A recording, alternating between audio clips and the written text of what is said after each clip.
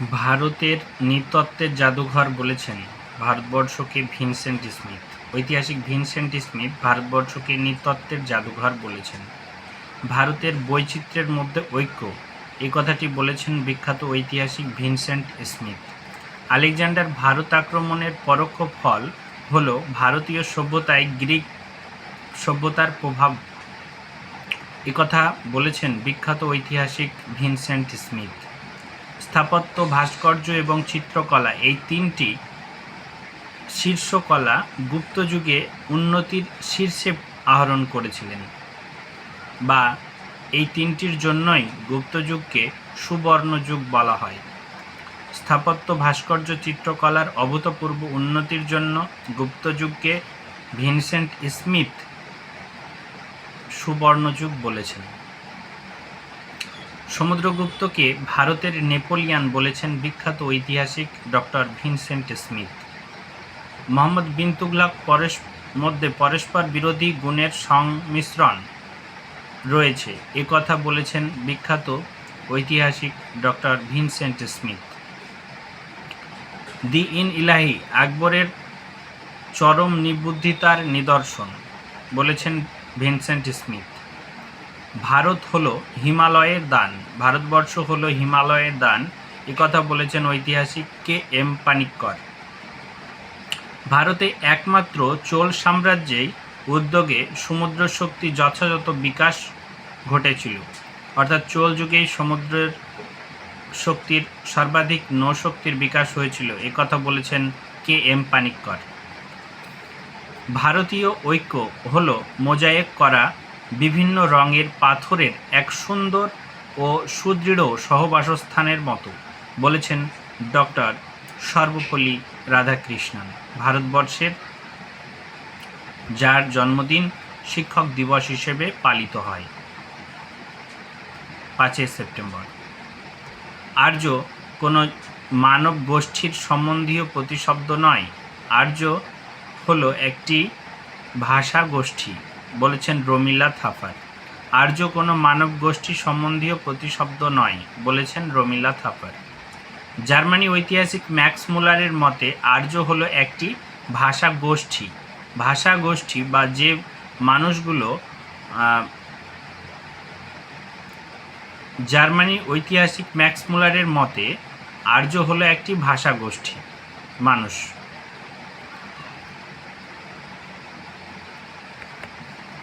চার্বাকপন্থী অজিত কেন কম্বিলিনের মতে বলা হয় যাবৎ জীবেত সুখং পিবেত ঋণং হিত্যং পিবেত ভস্যভূতস্য দেহস্য পুনরগমন কুত। চার্বাক দর্শনের এটি মূল কথা। মৌর্য সাম্রাজ্যের পতনের জন্য অশোকের দ্বন্দ্ব সমতা নীতি এবং ব্যবহার সমতা নীতি ধর্ম মহামাত্র নামক কর্মচারী নিয়োগের দায়ী করেছেন ঐতিহাসিক হরপ্রসাদ শাস্ত্রী। মৌর্য সাম্রাজ্যের পতনের জন্য অশোকের দণ্ড সমতার নীতি এবং ব্যবহার সমতার নীতি ও ধর্ম মহামাত্র নামক কর্মচারী নিয়োগের করার দায়ী করেছেন ঐতিহাসিক হরপ্রসাদ শাস্ত্রী মহাশয়। ডক্টর রমেশচন্দ্র মজুমদার বিক্রম সম্বত এবং রাজা বিক্রমাদিত্যের যথাযথ পরিচয় ভারতের ইতিহাসে এক অমীমাংসিত প্রশ্ন বলে উল্লেখ করেন। অর্থাৎ ডক্টর রমেশচন্দ্র মজুমদারের মতে বিক্রম সম্বত এবং রাজা বিক্রমাদিত্য যথাযথ পরিচয় ভারতের ইতিহাসে একটি অমীমাংসিত প্রশ্ন বলে উল্লেখ করেছেন। ডক্টর রমেশচন্দ্র মজুমদার স্কন্দগুপ্তকে ভারতের রক্ষাকারী রাজা বলেছেন। গুপ্ত শাসক স্কন্দগুপ্তকে ভারতের রক্ষাকারী রাজা বলে উল্লেখ করেছেন ডক্টর রমেশচন্দ্র মজুমদার। বাসুদেব বলবন্ত ফাদকে ভারতের সংগ্রামশীল জাতীয়তাবাদের জনক বলে অভিহিত করেছেন ডক্টর রমেশচন্দ্র মজুমদার। ডক্টর রমেশচন্দ্র মজুমদার কেশবচন্দ্র সেনকে সর্বভারতীয় ব্রাহ্ম আন্দোলনের জনক বলেছেন। কেশবচন্দ্র সেনকে সর্বভারতীয় ব্রাহ্ম আন্দোলনের জনক বলে উল্লেখ করেছেন ডক্টর রমেশচন্দ্র মজুমদার ঐতিহাসিক। অর্থনৈতিক জাতীয়তাবাদের প্রতীকীত বলা হয় ডক্টর রমেশচন্দ্র মজুমদার। ধর্মপাল ও দেবপালের রাজত্বকালে বাংলার ইতিহাসে সর্বাপেক্ষা মহান যুগ বলে উল্লেখ করেছেন ডক্টর রমেশচন্দ্র মজুমদার।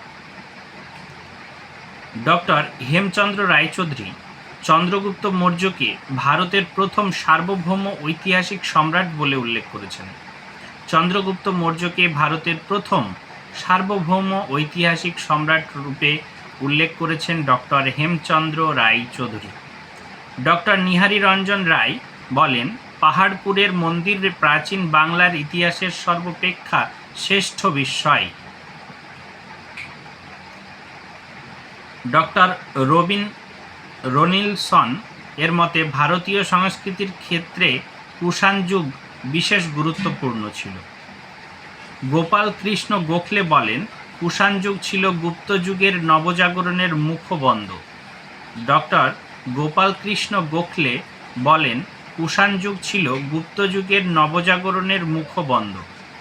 কোন ভারতীয় পক্ষে জাতীয় কংগ্রেস প্রতিষ্ঠা করা সম্ভব ছিল না বলেছেন গোপাল কৃষ্ণ গোখলে। আমাদের ব্যর্থতার মধ্যেই ভবিষ্যতের মহান সাফল্য শক্তি লুকিয়ে রয়েছে। জাতীয় কংগ্রেস সম্পর্কে গোপাল কৃষ্ণ গোখলে একথা বলেছেন। আজ বাংলা যা ভাবে আগামীকাল সারা ভারতবর্ষ তা ভাবে বলেছেন ভারতের হিরে গোপাল কৃষ্ণ গোখলে। বাগদাদের খলিফা সুলতানি আজম বা সুলতানদের মধ্যে শ্রেষ্ঠ সুলতান বলে উল্লেখ করেছেন। এলফিন স্টোন স্যার হেগেল বলেছেন, মোহাম্মদ বিন তুগলক ছিলেন একজন উন্মাদ এবং বিকৃত মস্তিষ্কের মানুষ। স্যার স্ট্যানলি লেনপুল মহৎ উদ্দেশ্যে ও উচ্চ আদর্শ থাকা সত্ত্বেও ধৈর্য এবং মাত্রা বোধের অভাবে মোহাম্মদ বিন তুগলকের জীবন এবং পরিকল্পনাগুলি মহান ব্যর্থতা নেমে এসেছিল। হেনরি এলিয়ট এবং স্যার এলফিনস্টোন ফিরোজ শাহ তুগলককে সুলতানি যুগের আকবর বলে অভিহিত করেছেন। দেশীয় রাজ্যগুলি সম্পর্কে মহাত্মা গান্ধী বলেছেন, এই রাজারা ছিল ভারতীয় পোশাক পরিহিত রাজ কর্মচারী। জওহরলাল নেহেরুর মতে দেশীয় রাজারা হল ঘরের শত্রু বিভীষণ। 1935 সালে ভারত শাসন আইন সম্পর্কে পণ্ডিত জওহরলাল নেহেরু বলেছিলেন, it is all ওয়ের। Lala Lajpat Rai বলেছিলেন, সাইমন গো ব্যাক, সাইমন তুমি ফিরে যাও, সব লাল হো জায়েগা। এই উক্তিটি করেছিলেন সব লাল হো জায়েগা বলেছিলেন পাঞ্জাব কেশরী রঞ্জিত সিংহ। ঐতিহাসিক মেলেনসন বলেছেন, পলাশির যুদ্ধ চূড়ান্ত হলেও কখনো বড় যুদ্ধ বলে গণ্য করা যায় না। পলাশির যুদ্ধ চূড়ান্ত হলেও এটি বক্সারের যুদ্ধ অপেক্ষা কম গুরুত্বপূর্ণ। বক্সারের যুদ্ধ বেশি গুরুত্বপূর্ণ ছিল। ফরাসি পর্যটক জ্যাকুমো রঞ্জিত সিংহকে নেপোলিয়নের ক্ষুদ্রতম সংস্করণ বলেছেন। ভিক্টর জ্যাকিমো ফরাসি ঐতিহাসিক রণজিৎ সিংহকে নেপোলিয়নের ক্ষুদ্র সংস্করণ বলে উল্লেখ করেন। ডক্টর অনিল শীল ঊনবিংশ শতককে সভা সমিতির যুগ বলে উল্লেখ করেছেন। বিশ্বকবি রবীন্দ্রনাথ ঠাকুর বঙ্গভঙ্গের সময় বলেছিলেন, দেশনায়ক হলেন সুরেন্দ্রনাথ ব্যানার্জি। রবীন্দ্রনাথ ঠাকুর ঈশ্বরচন্দ্র বিদ্যাসাগরকে বাংলা ভাষার প্রথম যথার্থ শিল্পী বলে উল্লেখ করেছেন। জালিয়ানওয়ালাবাগের হত্যাকাণ্ড 1919 খ্রিস্টাব্দের 13 এপ্রিল সমগ্র ভারতবর্ষে এক মহান যুদ্ধের আগুন প্রজ্বলিত করেছিল বলেছেন বাংলার রূপকার ডক্টর বিধানচন্দ্র রায়। কংগ্রেসের সাফল্য ছিল বহু বিস্তৃত এবং চূড়ান্ত বলেছেন হডসন। ভারতীয়দের কাছে ডোমিনিয়ন স্টেট প্রস্তাব এখন দরজায় পেরেকের মতো মৃত বস্তু বলেছেন পণ্ডিত জওহরলাল নেহেরু। ডান্ডি মার্চ হল নীরব তীর্থযাত্রা বলেছেন পণ্ডিত জওহরলাল নেহেরু। জাতীয় কংগ্রেসের শাসন হিন্দু শাসনের নামান্তর একথাটি বলেছেন মোহাম্মদ আলী জিন্নাহ। দেশ ভাগ করো ভারত ছাড়ো এই উক্তিটি করেছিলেন মোহাম্মদ আলী জিন্নাহ। স্যার সৈয়দ আহমেদ খান কংগ্রেস আন্দোলনকে অস্ত্রহীন গৃহযুদ্ধ বলে উল্লেখ করেছেন। কলকাতাকে প্রাসাদ নগরী বলেছেন রবার্ট ক্লাইভ এবং লর্ড বেন্টিং। হিন্দু মুসলিম দুটি পৃথক জাতি, দ্বিজাতির কথা উল্লেখ করেছিলেন সর্বপ্রথম স্যার সৈয়দ আহমেদ খান। একজন এবং এই দ্বিজাতি তত্ত্ব বা হিন্দু মুসলিম দুটি পৃথক জাতি, এই তত্ত্ব জনবহুল বা জনপ্রিয় করে তুলেছিলেন মোহাম্মদ আলী জিন্নাহ। মেরা ঝাঁসি নাহি দুঙ্গা বলেছিলেন লক্ষ্মীবাই। ঐতিহাসিক বার্নেট গুপ্তযুগকে গ্রিসের প্যারিকিউলাসের যুগের সঙ্গে তুলনা করেছেন। ইংরেজরা মৌমাছির জাত, ওদের পিছনে লেগো না, লাগলে হুল ভুকিয়ে দেবে, এই উক্তিটি করেছিলেন আলীবর্দী খান। মাউন্ট ব্যাটেন গান্ধীজিকে বলেছিলেন তিনি একাই এক সীমন্ত বাহিনী। দাক্ষিণাত্য ক্ষতি আমার জীবনের পতন ডেকে এনেছে বলেছেন মুঘল সম্রাট স্বয়ং ঔরঙ্গজেব।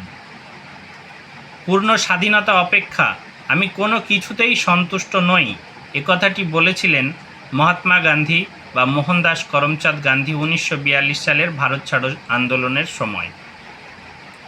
হিমালয় সাদৃশ্য প্রমাণ বা ভুল প্রমাদ, একথাটি বলেছিলেন মহাত্মা গান্ধী।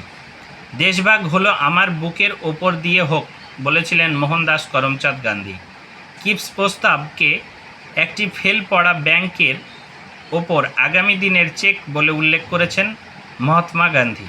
রাওলাট আইন সম্পর্কে মহাত্মা গান্ধী বলেছিলেন উকিল নাহি, আপিল নাহি, দলিল নাহি, এটি একটি কালো কানুন, কালো আইন, ব্ল্যাক বিল। 1919 সালের 18 মার্চ রাওলাট আইন সম্পর্কে তিনি এই কথা বলেছেন। সারা হিন্দুস্তান মে জ্বালামুখ ফুট গাই 1942 সালে ভারত ছাড়ো আন্দোলন প্রসঙ্গে মোহনদাস করমচাঁদ গান্ধী মহাত্মা গান্ধী এই কথা বলেছিলেন। নতজানু হয়ে রুটি চেয়ে পেলাম কেবল পাথর, বলেছিলেন মহাত্মা গান্ধী।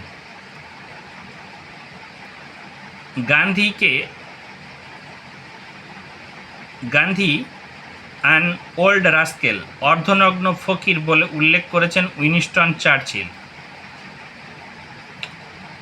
এখন অথবা কখনো নয়, বলেছেন চৌধুরী রহমত আলী। নাও অর নেভার। কংগ্রেসকে শাসন ক্ষমতা থেকে বঞ্চিত করার জন্যই এই আইন রচিত হয়েছে, বলেছেন এটলি। রান্নাঘরে ধর্ম নয়, গীতাপাঠ অপেক্ষা ফুটবল খেলা শ্রেয়, বলেছেন স্বামী বিবেকানন্দ। এই মুহূর্তে ভারতীয়দের দরকার বোমা এবং আগামী 50 বছর আমাদের গৌরসী ভারত মাতাকে আমাদের আরাধ্য দেবতা হওয়ার প্রয়োজন, বলেছেন স্বামী বিবেকানন্দ। বীরভগ্য বসুন্ধরা দুর্বলতায় পাপ, জীবে প্রেম করে যেই জন সেই জন সেবিছে ঈশ্বর, উক্তিটি করেছেন স্বামী বিবেকানন্দ। ইংরেজ যেন মানব জাতির শত্রু, বিশেষ করে ভারতীয়দের, বলেছেন লর্ড ডাফরিন। দেশভাগ বিশাল জনসাধারণের জন্য কংগ্রেস দল এত ক্ষুদ্র এবং অনবীক্ষণ যন্ত্র অতীত আর কিছুই নয়, বলেছেন লর্ড ডাফরিন। চরমপন্থীরা চেয়েছিল রুটি, পেয়েছিল পাথরের টুকরো, বলেছেন লালা লাজপত রায়। স্বদেশকে আমি আমার দেশের মুক্তির পথ বলে মনে করি, স্বদেশকে আমার দেশের মুক্তির পথ বলে মনে করি, বলেছেন লালা লাজপত রায়। আনহ্যাপি ইন্ডিয়া, অসুখী ভারতবর্ষ, রচনা করেছেন লালা লাজপত রায়। নীল চুক্তিগুলি নীতিগতভাবে আপত্তিকর, এই চুক্তির ফলে কৃষকেরা ভূমিদাসে পরিণত হয়েছিল, বলেছেন মেকলে। ভারতে যতদিন আছি ততদিন আমার উচ্চাশা এই যে কংগ্রেস যাতে মৃত্যুর কোলে ঢলে পড়ে তার চেষ্টাই করব, বলেছেন লর্ড কার্জন। বঙ্গভঙ্গ একটি স্থিরীকৃত বা স্থায়ী ঘটনা, বলেছেন লর্ড কার্জন।